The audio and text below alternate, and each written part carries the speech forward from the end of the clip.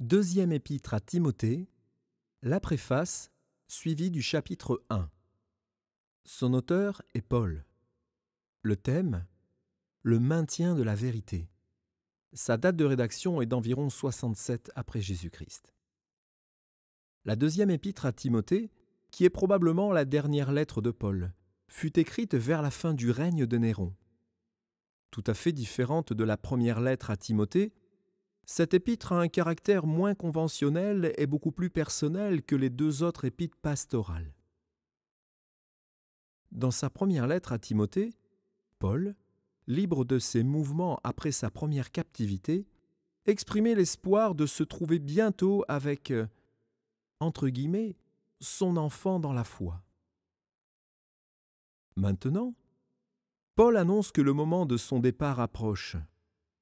Il est non seulement en prison, mais encore abandonné par la plupart de ses amis.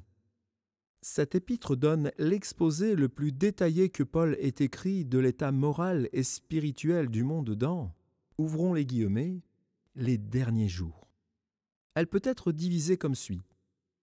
L'introduction, les exhortations de Paul à Timothée, la conduite d'un serviteur approuvé de Dieu dans les jours d'apostasie. L'Écriture, ressource du chrétien face à l'apostasie prédite. Un serviteur fidèle et son fidèle Seigneur. Puis, la conclusion. Deuxième épître à Timothée, chapitre 1. Paul, apôtre de Jésus-Christ, par la volonté de Dieu, pour annoncer la promesse de la vie qui est en Jésus-Christ. À Timothée, mon enfant bien-aimé, que la grâce, la miséricorde et la paix te soient données de la part de Dieu le Père et de Jésus-Christ notre Seigneur.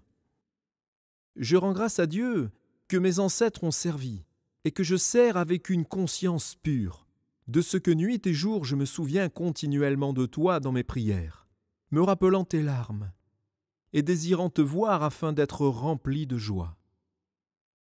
Gardant le souvenir de la foi sincère qui est en toi, qui habita d'abord dans ton aïeul Loïs et dans ta mère Eunice, et qui, j'en suis persuadé, habite aussi en toi.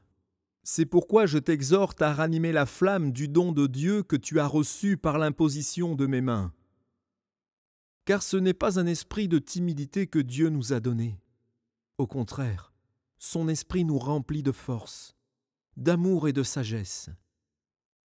N'aie donc point honte du témoignage à rendre à notre Seigneur, ni de moi son prisonnier, mais souffre avec moi pour l'Évangile, par la puissance de Dieu qui nous a sauvés et nous a adressé une sainte convocation, non à cause de nos œuvres, mais selon son propre dessein, et selon la grâce qui nous a été donnée en Jésus-Christ avant les temps éternels, et qui a été manifestée maintenant par la venue de notre Sauveur Jésus-Christ, qui a réduit la mort à l'impuissance et a mis en évidence la vie et l'immortalité par l'Évangile.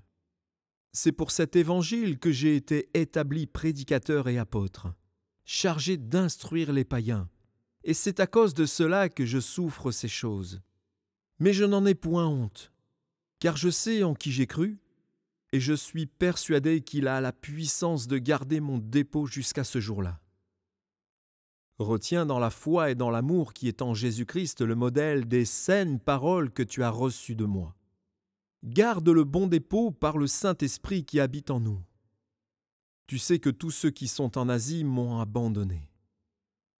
Entre autres Phygèle et Hermogène, que le Seigneur répande sa miséricorde sur la maison d'Onésiphore, car il m'a souvent consolé, et il n'a pas eu honte de mes chaînes.